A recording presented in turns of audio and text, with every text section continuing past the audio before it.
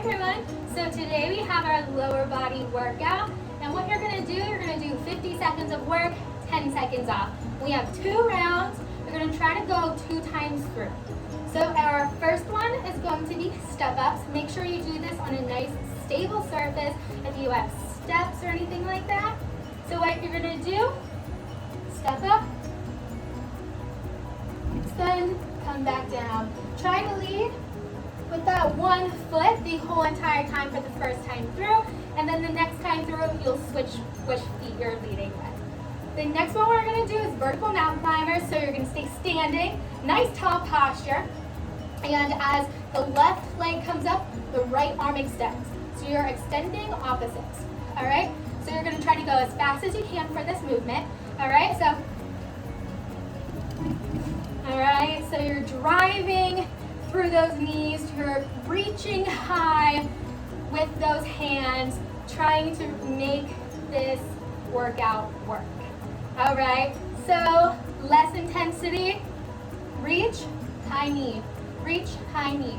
All right, third exercise is going to be a squat hold with a punch, and I'm going to use my soup cans, but you don't have to use any equipment if you don't want to. So what you're going to do, feet are going to be a little wider than hip width distance apart, and so your toes are going to be slightly pointed out. So you're going to hold that squat, sink those hips. Now keep that chest up the whole entire time with that proud chest, right? So you're going to keep those elbows straight to your side to start out with, and then you're going to punch. Punch, punch. Nice. Keep that upper body nice and straight, and if you want to make uppercuts, whatever kind of movement you want to. Make sure those punches are nice and powerful. All right, so our fourth one is going to be straight leg fire hydrants. So you're going to get into that tabletop position. And so you're making sure everything is nice and stacked, have a nice flat back. And so you're going to have one leg straight out to the side. All right. So now you're going to lift, slowly come back down. You're going to work the glutes. And then you're going to do one round, one side, other round, the other side. Next one is going to be sit-ups. Now, usually I would say to use like a weight plate or dumbbell, but you can use whatever you need to that's in your house. I'm going to choose laundry detergent because it's a little heavier than cans of soup. So what you're going to do, feet are going to be flat on the floor. Your back is going to be flat on the floor. Your arms are going to stay up the whole entire time. So arms are extended, come up, great. And notice when I come up, my arms come in line with my ears.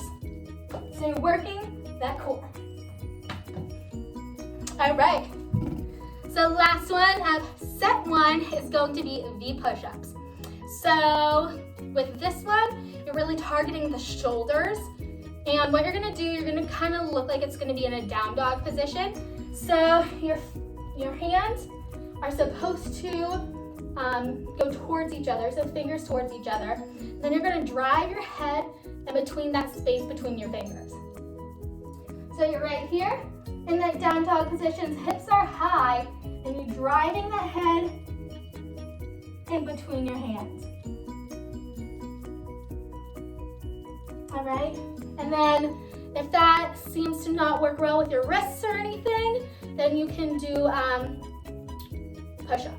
So normal push-up position, hands right in front, nice and straight, and then push up. All right, so set 2 we are now at. So we're gonna do a squat kick. So you're gonna do alternating. So feet about hip width distance apart. And then you're gonna drive those hips back. As you come up, kick, squat, kick, squat, kick. All right, next one is gonna be panther shoulder taps. So you're gonna go into that tabletop position yet again. All right, you're gonna push on the balls of those feet, all right, to get the body to raise. Your knees are just hovering off the floor. And then they're shoulder taps. So amp up the intensity a little bit. Take it nice and slow. don't want that body to rock, try to make it rock as little as possible. All right? And then a little less intensity, hold the bear pose or our panther pose. All right, next one is going to be a plank toe touch. So what you're gonna do, you're in that tall arm plank position.